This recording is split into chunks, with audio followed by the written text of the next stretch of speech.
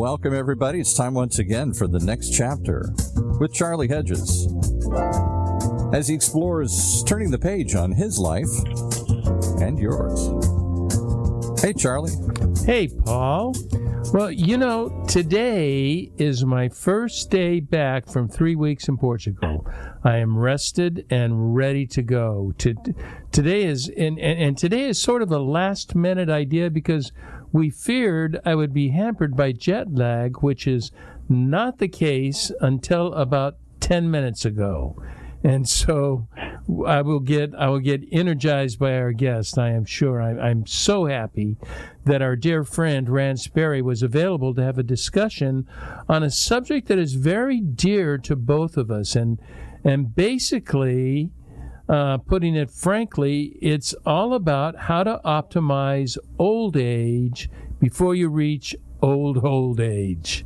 In the 2020s, I have seemed to feel or discover that we have an entirely different concept of old age than we did 50 years ago. 50 years ago, I think 60 was considered old and 70 was certainly old. Today, that is not the case. In fact, I'm not even sure what we consider to be old age nowadays. Certainly not before 80. In 2 months, I'll be 73, and I feel, literally, Rand, I feel at least 20 years younger. In fact, I'm in what I consider to be the most golden years of my life. I call these my autumn years, which I will explain later in the show. So what I want to do is bring you on and talking about making the most of the years that matter most. So, Rands Sperry, welcome back to the next chapter with Charlie. Well, thank you, Charlie. It's good to be back. It's good to hear your voice. It's been from talking a couple times a month to not having talked because we will hear about your adventures and that your travels. We've not had a chance to chat much, so this is our chance to catch up, and lots of people get to hear inside information about us. Now, Rand, before we get into the meat of the show of talking about these years that matter, I think our listeners need to know a bit more about you personally. So first, without taking the whole show, tell me about your family, your awesome wife, Rosemary, your 6 kids, your whack of grandkids. Tell me about the Sperry family with you as godfather. Well, yep, it is true. Rosemary and I have 6 children, ages turning 30 and turning 40. So it's about a 10-year spread with twins. So we had Brian 2 years later, almost to the day. We had Christy, and then a year and a half later, we had Kevin and Katie. And then there was a pause for 4 years, and we had Michelle, and then 2 years later, we had Kelly. And my wife said, well, once we have the fifth kid has to have a friend to play with. So that's how we ended up with the 6th child. But as you can tell, doing the math, we had 4 kids in 3.5 years. So it was a busy time, but it was a fun time. And now, was that a time in your business? Yeah. Was your business busy at that time as well? When we had the kids? When you had that in that 4-year span? Well, Michelle was born in 1990. So the answer is yes. In 1987, I started Sperry Van Ness with a gentleman named Mark Van Ness, and it's a commercial real estate brokerage firm. And we wanted to grow. We weren't looking at just having one office. So we started, by the time the number 5 child was born, we already had 3 offices. And so I was pretty busy with 4 kids and opening an office every year. And so it was very active and very busy. And then we had number 5 and number 6, and we opened up 2 more offices during that period. So we had 6 offices and 6 kids. He opened up one more before the year 2000 when we decided to franchise the company. And when we did that, we hired a gentleman to come in and help us grow the company. And we did it all through internal cash, and we didn't have any other partners, and we grew it to about close to 1,100 brokers in 38 states. And I think we had about 187 offices before I sold out to Mark Van Ness on that particular entity. And how long had you been in business to do that? That doesn't sound like you were in business that long to get 1,100 offices. Well, we did that in 6 years. We had 7 of our own, and then through franchising, we opened up the other 180. And so that was a busy time as well. But as we grew that, I was able to have more staff, and before you know it, we had 100 people working in the Irvine office just involved in that.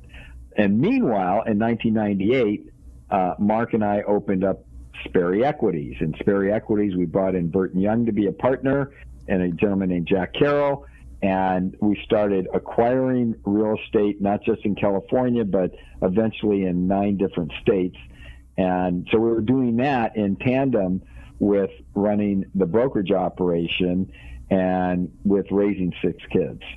So you know, I know you're sort of the, you know, at that time you were sort of the general partner. What experience in leadership did you have that you could grow something that rapidly and that effectively to generate the kind of income that your company generates? Did you have leadership experience? Are you degreed in college in that, or is that something that is just a Sperry trait and you figured it out as you went along? I didn't mention the 10 years prior to 1987. I started in 1977. And those were my learning years and leadership years. And I went from being just a broker, and he had 6 offices. It was called the Haynes Company. And I was one individual, and I started performing really well. And I liked the leadership idea and the leadership role. And so as the turnover happened in our office, I raised my hand and said, I can run the office. I could mentor people. I could recruit. I could do those things after about 3 years of being there. And so he said, okay, we'll give you a shot at it. And that went so well that 2 years later, he asked me to run the entire company. So I had, in my 6th year out of the 10th year, I had 4 or 5 years there where I was running all the offices, and I had managers, and I didn't own it. This guy, Bruce Haynes, owned it, but I was the general manager of it. So that, and I learned from him. You know, he was about 15 years older than me, but he had terrible people skills, and that's why eventually I had to leave and go out on my own, because I wanted to grow his company for him, but people were leaving left and right because he just didn't know how to handle people. Yeah, and you are off the chart with people skills. You really do such a fabulous job with people, and at the same time, you know, you run a strict and disciplined organization that you don't just, you know, you're not everybody's best friend. That the people are there to perform a task, right. But they need to be treated like humans. You know, I must commend you on that. You know, I want to go back just a step, and I want to go back to your kids, because I know a bit about your kids and your in-laws, outlaws, whatever we call them, and that you have a very successful family. You know, you have a son that's highly successful real estate broker. Isn't he a broker? A real estate broker. You have a residential, and you have a huge clothing outfit that started from nothing. You have an event planner who is the planner to the billionaires, I call her, because she has had 3 or 4 billionaire clients, but she does high-end wedding events. And she doesn't do it anymore. Is that right? No, she's still doing it. Is she? Is she? And chooses, yeah, because she's got two children, and so she doesn't want to work so much. And her husband's very successful wealth management type of guy, and he does very well. So she doesn't have to work, but she enjoys doing it, and she wants to keep her finger in it, but it's certainly not full-time. Her kids are a priority, which is nice. And my oldest son, he's also one of the top brokers in Newport Beach, and he's got the same kind of personality. Everyone loves him. Anybody I bump into, they say, "I just love your son, Brian." You must be so proud, Rand. Yeah. I mean, all the kids are doing well in their professions, and their spouses, they picked well. Their spouses are smart and energetic, and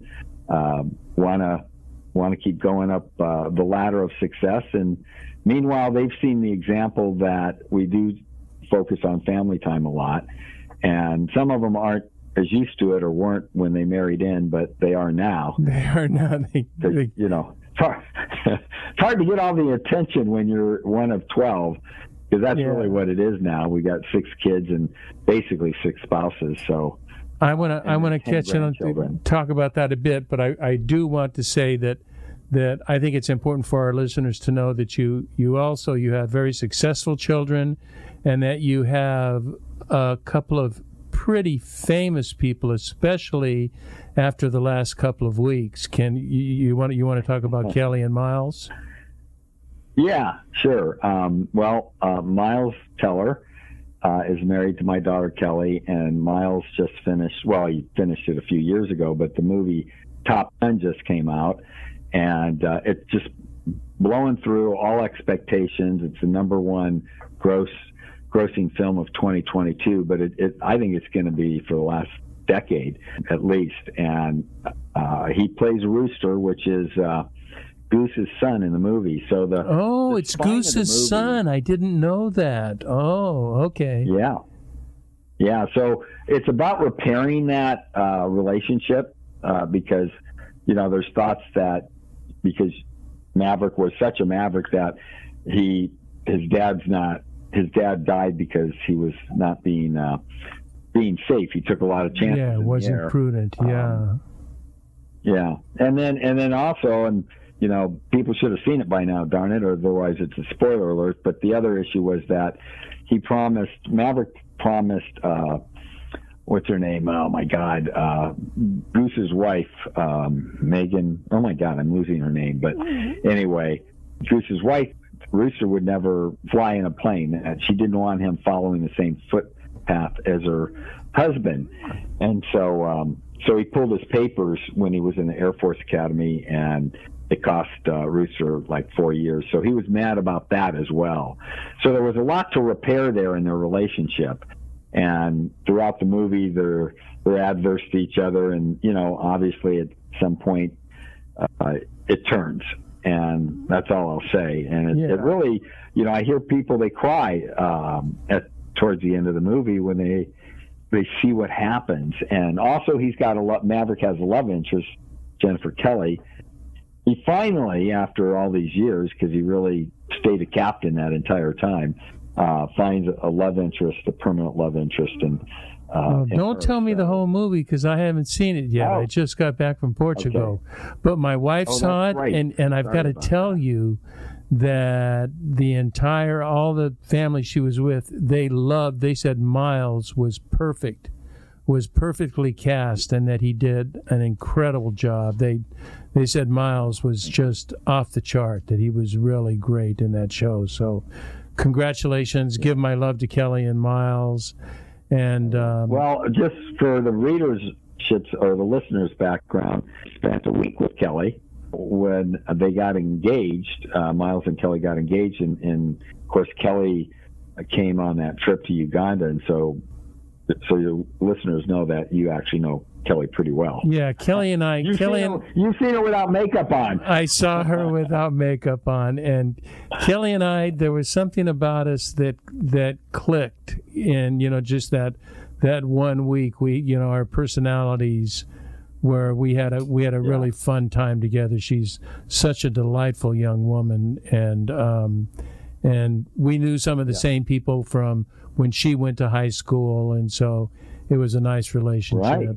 I've got an off-the-wall question, and then we're going to go talking about age. But I have an off-the-wall question for you. Are you ready? No, I can't even ask you if you're ready because you're not. We've covered your life in some detail, in a bit. I would like you to tell me and our audience, tell me one thing that very, very few people know about Rands Sperry. Thanks. Well, that probably that I won't fly first class. That I do live beneath my lifestyle. I'll call it frugal. So I just remember one time we had an event at the St. Regis at Monarch Beach, and we had 1,000. Well, we had about 600 or 700 of our brokers, and then their spouses. So 1,000 people. It was a 3-day event. We had a beautiful lunch on the lawn every day. We had a formal dinner on Saturday and gave out the awards for the year. And I mean, it was quite a glamorous event. And we did that every year. And my daughter Katie met one of the brokers, and so he asked her out. And he came over to the house, and he goes, and I could tell he was shell shocked that it's not an average house, but I think he expected me to live in a 12,000 foot mansion on the water. And so I think it's a lovely house. It's a very comfortable and very inviting home. Rosemary's done a wonderful job making that a home. Yeah, it is, and we love it. And it's got a lot of entertainment between the pool and the outdoor kitchen and the basketball court and the putting green. You mean the pool that's as big as a pool that's at a hotel? Yeah. But I remember when we were growing the company, we at the end we do our sales pitch to a group of people. This one was in Atlanta, and then we get 1 or 2 or 3 of these guys to sign up as franchisees. And they said, well, yeah, I said, well, we got to go. He says, do you have your private plane? And I said, private plane? I said, no, I think we came on Southwest. And, it always pays, to be honest, because there's the MARTA system, I believe it's called, in Atlanta. It's not a subway, it's above ground rail system. And we get on the rail system, and the guy who asked me if I had a private plane was in the same car we were in. It's a good thing I'm not saying, I got a limo coming to pick us up, and, we're going to take our airplane, just to make him make it sound like I'm this big successful guy, which, I was, but I just don't do that kind of stuff. So, yeah, I know. I was so happy I didn't exaggerate how we got there. How many times have I teased you about you're the only man I know that owns a RollsRoyce and flies coach? That's just, and then the friends that I told that to said, well, how do you think he affords a RollsRoyce? He doesn't. Yeah. Well, Charlie, I love to travel, and my kids have been to over 55 countries, along with Rosemary and I, and 32 states, and we stay in nice hotels. And over the years, I think about it, and it would have really impeded our travel if we flew first class at the time. And so I'm only 5'8", so it's not like I really need lots of leg room. Take a sleeping pill and we go to sleep, and I know it makes sense us up when we land. I know. So, however, my kids have not learned that lesson, by the way. Thank goodness. I know Kelly hasn't. Yeah, no. Yeah, Kelly came home one day and said, I don't understand why anybody flies other than first class. That's the only way to travel, Mom. Like, she discovered something that we didn't know. And I'm like, well, yeah, the studio isn't paying for it. So, and if they're going to pay for it, I'm happy to go first class. And we have a few times I've had to speak in China. I was invited over there twice, actually, and went first class. And then they bumped us one time on a European trip, and they bumped the entire family. And so on the next trip, part of the negotiations was flying first class. So the entire family flew first class up in that bubble area. Yeah. So we really had the whole top part of the plane to ourselves, and that was very cool. And, yeah, that's very cool. Experience, but it's not an everyday thing, and I think a lot of people that know me would be surprised to hear that. Well, I think we've got quite a bit on Rands, Sperry. That's good. That's I think because you've been on the show enough that we've really not focused on that. Now let's get on to our subject that I think is very important, and this is regarding old age and so-called retirement. I know that you are younger than me, but not by much, but I am still your elder. So I want to ask you, do you feel old? Absolutely not. It's frustrating because when I look in the mirror, I realize I'm old. And, even my dad told me that himself. He goes, when I look out, I see a young me, but when I look in the mirror, I realize I'm old, but I don't feel old, and because he was healthy up until he died. But you made a point about 50 years ago how different things were, and I was going to comment. Well, both my grandfathers on both sides died in their 57 and 58 years old. So that's when they died. So you're right about the fact that there's probably a 20-year psychological and even maybe medical edge that we have on our grandparents. And so, and I mean, mine are proof of the pudding. I know there's a lot of people that have lived into their 90s, but that wasn't the case in my family. So I try very hard. In fact, I was at the nutritionist today, or basically it's an MD who follows all my labs and gives me non-prescription type drugs, herbal type medicine and stuff. Do you dare tell people how many herbal medications you take daily? Do you dare tell that? Well, I've told you. I'm leaving that up to you if you want to tell people. Let's just put it this way. It is one hell of a lot of supplements. It's 23 times a day, basically. 20, not 23 times, 23 times a day. So you take 60 supplements per day. You should live to, if you don't live to 120, this is a failure. Yeah, well, it's been a ruse, from these nutritionist people. But part of it is that I'm only on like 7 things, but you need 5, like Spanish root, for example. I take 9 of those a day. And, but it's only one thing. Spanish root.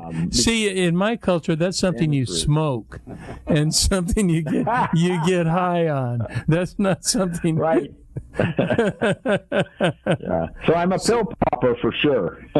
So what do you think is the difference between 50 years ago and today? Do you think it has to do, I'm sure it has to do with we're much more health conscious. We're eating much better. The old American diet of bacon and eggs for breakfast and, 3 starch meals per day with canned vegetables and, all these unhealthy things. And exercise was not important. Exercise is important today. So I think there's physically some things we are doing differently. But I think there's something mental. There's a mental difference now than there was 50 years ago. Do you feel that? Well, mainly I do, but I really think it is because of those reasons. In other words, I think if you were eating poorly at our age, not eating, fresh meals, vegetables, salads, protein shakes, if I ate the way my grandfathers ate, I'd probably feel like crap. And, I probably have, in fact, I have an uncle who ate everything he could in front of him. We're Italian, and he would eat all the antipasta and salami sandwiches. He'd drink, he'd smoke, and he died at 66 years old. So, and guess what? He didn't feel healthy for probably 20 years of that 66 years. Oh, that's and a lot shame. of it was his diet and lack of exercise. And so I think we feel better and we feel younger because, I'm eating healthier than I ate when I was a teenager, for sure. I mean, I don't go to fast food, and I exercise 4 to 5 times a week. And what is your exercise apart from walking? You're not a gym person, right? No, I'm not. So walking is your primary exercise. Yeah, I mean, and it's walking, running, that type of thing. Mainly walking, but you got to get your heart rate up. So I'll run for a minute or 2 or 3 or whatever, and then stop and then do it again and so on. But I also bought a power plate, which is this thing that vibrates. You stand on it, and apparently it's really good for you. And you lay on it, and you can lay on parts of your body, and the thing vibrates very intensely. And I guess that's really good for the system. And it has pulleys attached to it, so I can do upper body as well as lower body. So I do that probably 3 times a week at least. Let me tell you where my mind goes, and this is going to give you give our audience an idea of the difference between the two of us. That sounds like a dominatrix submissive toy. that doesn't sound like an exercise piece. Oh no, you'd love it, Charlie. Just that it vibrates your entire body if you just stand on it, and it's supposed to intensify your workouts 10x. So 5 minutes on that is like 50 minutes. Oh, I'm going to have to look into that. We'll talk about that the next time we get together. I want to know more about that. You know what I want to do is I want to give a very brief synopsis of what I consider the seasons of life and why I think you and I are in what I call the golden years, and it's the making most of the years that matter most, because I think we are in the stage of life of the years that matter most, and I call it the seasons of life. There are 4 seasons, and I will describe these briefly. Life begins at 20. Before 20 is just all who knows, but at 20 is your spring season. This is your season of planting seeds, and this is for you, it was a quick season because you started working as a teenager. It was a quick season. By your mid-20s, you had figured out what you wanted to do. But many people, it takes longer. So it's a 10-year, say to 30, 35. Then after that comes your summer season, and this is your highly productive season. And this is 30 to 35 to now, today, 50 to 60, 55, 60, maybe 65. But then there's this season that people ignore, and it's the autumn. And that is the season between, say, 65 and 80. And this is the beautiful season. If you think of autumn is a season where things slow down. The colors, you think of the Northeast and Maine and Massachusetts, and you think of the colors of the leaves and how beautiful they are. And this is a time for enjoying life, to really, you've worked hard during your summer season. Did I miss the summer season? I skip the summer season? No, you did. I did skip the summer season. That this is your highly productive years. But yeah, that now you're taking advantage of your productive years, and these are the years that we hit on. And then after that you and I are at right now, and then after that is when we're in old age, and this is when you hit old age. And I believe that this time of life is a time where you really spend doing what's most important in life, in your personal life. Now, you and I have spent quite a bit of time talking about what your life might look like after 70. Can you tell us, since you are entering your autumn season and you're taking it very seriously, you've made sort of your mission statement, your activities, what things you're going to be involved in, what things you're not going to be involved in.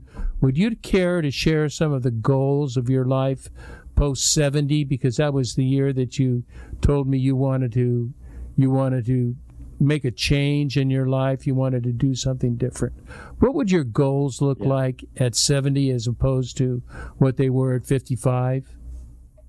Oh, yeah, dramatically different. At 55, I wanted to grow the company, both the equity side and the brokerage side. And but the interesting thing is a lot of men and women our age, when they retire from the company or whatever they're doing, they go into oftentimes nonprofit mode, and they get involved in something that's near and dear to their heart. And when I look back, I'm going, I started that at about 35 years old, being on the board of my kids' grade school, and then being on the board of my kids' high school, as well as the president of it. And then I got involved in the real estate board of the Diocese of Orange, and then on the Boy Scouts and a company called Higher Ground, a nonprofit, and RAD, and I'm missing 3 or 4. Yeah, you had like 9 charities that you were involved with. Right. It was an extraordinary number of charities that you were involved with. Right. So giving back, I feel I've done it, and so my plan was after 70 to get off every board. I think I was going to stay on 2 or 3. One would be involved in Wells of Life, and the other one as the chairman of the facility corp that owns the Christ Cathedral, because that was partially my baby in acquiring that. And so it's fun. I don't mind doing it. It's 4 times a year. There's specific challenges that come up but I understand how to fix those problems because they're typically real estate problems. So, but the balance of the time I want to spend with my grandkids, being able to attend their events and travel. But yet I've been to 102 countries, and I've been to Maui once a year at the very least, every year since 1990. And I was on the board there of the Marriott. 11 years I was going twice a year. And so we have a lot of family experiences traveling, and I would call them, we have educational trips and then we have vacations.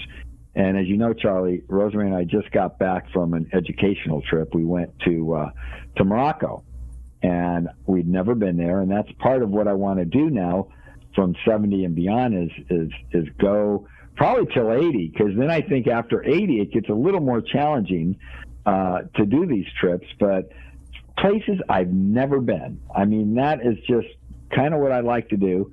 And as I talked to you earlier today about, it would be kind of fun, and Rosemary and I talked about it, and we were in London recently for one of the premieres of Top Gun, and Rosemary said to me, why don't we just rent a VRBO and stay here for a month and just, soak up the culture of London? And I was like, that would be a lot of fun. So part of the bucket list is to do that, and you just did that in Lisbon, and I know you loved it. And so, part of me wants to travel everywhere, but part of me wants to get immersed in other people's cultures, because I never did that. I grew up in Monterey Park, moved to San Marino early on in our marriage. Then we moved to Orange County, and that's it. I mean, it would take me right now about an hour to get back to Pasadena, where I was born. So I'm not one of those. I haven't been out in the world other than traveling. So I like that. I like the fact that I haven't really had to move around for work, and that the only time I leave Orange County is to travel to unique and fun places. And so that's how I want to spend it. And I got to tell you, we're going on a trip to Oberammergau for the Passion Play in September. It's going on all year. They only do it every 10 years. Now, you're a guide at that, aren't you? A what? Aren't you a guide or a participant? A leader in that process? No, that's the Order of Malta Lourdes trip you're thinking of. Oh, okay. And that's one of them I didn't think about. But no, this is just a special trip that happens every 10 years. Well, the couple that invited us, the gentleman's 83 years old. And so, what I do is I'll pick mentors.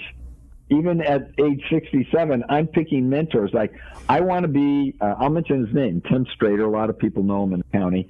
And he's got more energy than I've ever seen out of an 83-year-old. And I want to be like him at 83. And his wife she's a little younger than him, but she's in her late 70s, I'm sure. They both constantly travel. I've been in a CEO group with him for years, and there's a couple other people in that group, and they're the same way. And I really got this from them. And only I started earlier in age than they did. And so anyway, so there's hope, basically, Charlie, that we could be doing this probably till we're, I would say, 85. And I hope that's the case, because as you talked about earlier in the day when you and I had a chat, just physically it gets difficult with the long plane rides, and if planes get canceled, and the distance just between one terminal to the other when you have to switch a plane in Europe or Africa or wherever you are. I mean, it's okay now, but 15 years from now, I might think a little differently of that. Yeah, you're going to pack a lot lighter, that's for sure. Yes. Yes. And, as you know, we have a place in Chicago and downtown, and Rosemary and I are immersed in the culture of downtown Chicago, and we love it. We go there. It's great because we have no commitments. I don't think we've cooked once, I think, in the kitchen, and we just remodeled it too. Cracks me up.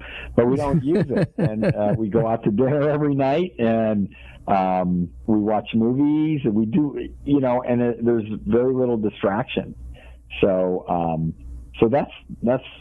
that is the autumn years. And I think it keeps you younger. The more activity and things that you do, I think mentally, certainly, and maybe even physically, it keeps you in the game. Yeah, I think you've got to keep mentally stimulated. And I like your idea. I really do like your idea of having a cross between in your travels, because we're very similar in our joy of travels, is that there is a time for learning and education and finding more about, but there's a time for enculturation. And that was my time in Portugal this time. And I went a full week where I was at in Portugal, in Lisbon. I was in a non-touristy section. I was only less than a mile from the tourist. It was not that far. It was certainly walking distance. Except Lisbon has hills, so it's Uber up and it's walking back. Yeah. I went almost 1 week without having a conversation in English, because people just in Portugal don't speak that much English, and so you can it's kind of converse. You can order food in a grocery store, and you can ask different questions, and people can show you which is the non-fat milk and which is the fat milk, and you can get a couple of things there, because I eat breakfasts, but that's all. My refrigerator had 2 things in it. It had milk, it had water, and then I had granola and bran flakes, and then there was a place for homemade ice cream. And I would buy a liter of homemade ice cream. I always had in my refrigerator a full liter of homemade ice cream. That's why I gained weight on this trip. But there is something about that enculturation where you're forced to face yourself. You're not distracted, and you have to think about important things in your own life. Yeah, that's so true, and it gives you the time to do that. Yeah. As opposed to when you're running around like a chicken with your head off, you're able to really sit there and think about, the meaning of life and what you want out of it, and it's limited at that point. And I think about it often, actually. I know that I've only got 15, maybe 20 years left of quality of life. I know. It's. The reality is there, and the terrifying thing, I don't know if it's terrifying, but the troubling thing is we don't even know we have that, because we could have something we're not even expecting. So it makes mindfulness and being present-minded and enjoying the present. That's why I love how committed you are to your family. You have 25 birthdays a year or something like that? 24. Immediate family, yeah, 24, and then we take care of a few old ladies that we. You take care of so many people. You know, I'm reading. I read something in Wikipedia, and we'll kind of wrap up with this.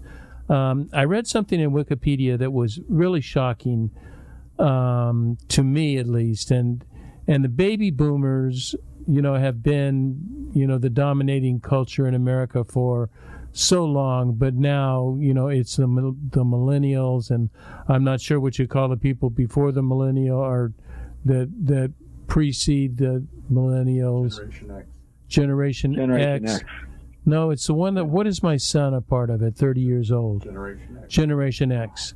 They're the ones that are running the country, but and the baby boomers, except for when you get to presidents and speakers of the House and people that should be doing something else other than running a country, because at 80 years old, you got no business, in my opinion, doing it. But we are entering this period, this time of baby boomers in America, when vastly increasing numbers of baby boomers will be hitting the retirement age of 65.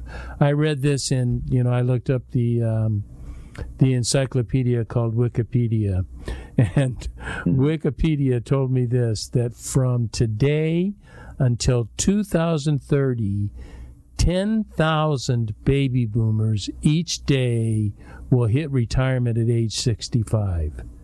10,000 per day will hit 65. What advice might you offer people hitting this phase and, going through what I went through? That it doesn't sound like you will do it, but I went through sort of this transition of being very busy, very useful, very productive, to where I felt useless and bored and unproductive. What advice would you give to people feeling that way? Go grab your passion and do it. I mean, mine's travel. I want to explore and do things, and there's got to be something that really makes them happy. It could be art, going down in the basement and being an artist, and just things that you would do if you didn't have to work. In other words, there's everyone, if you ask that question to anybody, okay, if you didn't have to work, you had all the money in the world you needed, what would you do? But like you said, a lot of people, they don't know. So, I mean, my suggestion is that you need to sit and think about it, because many of the retirees, it's probably only the top 10% or 20%, they have more money than they need in retirement. They don't do anything with their time. They now have more time and money than they've ever had in their life. Oh, and how many people are going to die with a ton of money? I want to die. I have said, not only do I want to die broke, I want to die owing money. Oh my God! My son, because my son's in a position that he doesn't need it. He'll be fine. Right. He'll be fine without that. You and I went through a process where we wrote sort of a mission statement, and we took a look at things that you're doing. You impressed me, Rand. You were very dedicated to this process. You didn't just say, let's go out for lunch and have a 19-minute lunch and talk about it. I mean, we spent several weeks working on it, and I don't know how helpful you found it, but it seemed to me to give you a lot of clarity about what's important to you in the next phase of your life.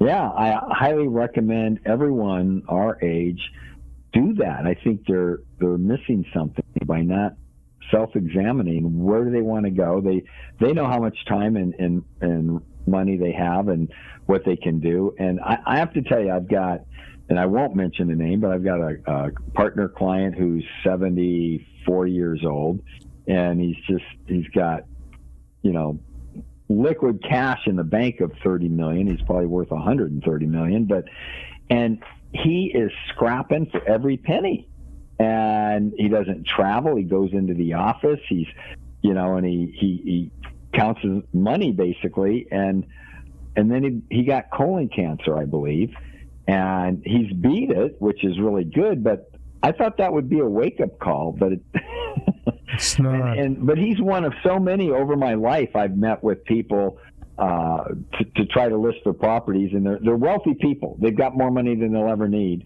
and yet they haven't figured out what to do with the rest of their life. They keep doing the same thing till they drop dead. And I'm sad for them. I think they need to meet you, Charlie, and sit down with you and like you did with me, and walk through that and figure out the next chapter.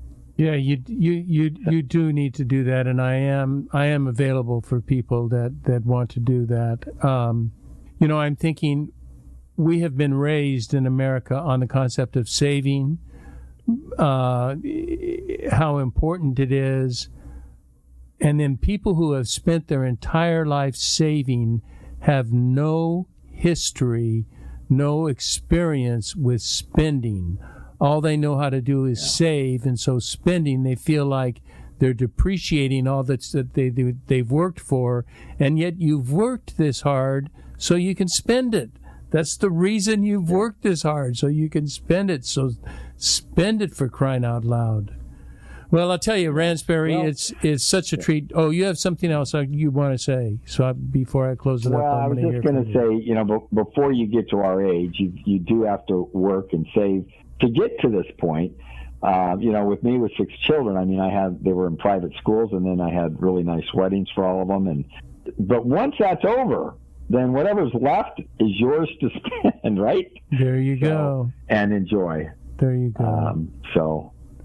Rands, Sperry, it's always such a treat to have you a guest on the show. You're such a fun person to chat with. I mean, I know you and we have our breakfasts and we schedule them for an hour, and we're always in trouble because we never do it in an hour. No, never. Thank you for taking time. I know you've got a demanding schedule today, and I want to honor your time and get you on to doing what you're doing. So thanks so much for coming on the show with me today. All right. Thank you for having me, Charlie. My pleasure. It's fun. Well, that's it for today. And until next, everybody, this is Charlie Hedges signing off. Bye for now.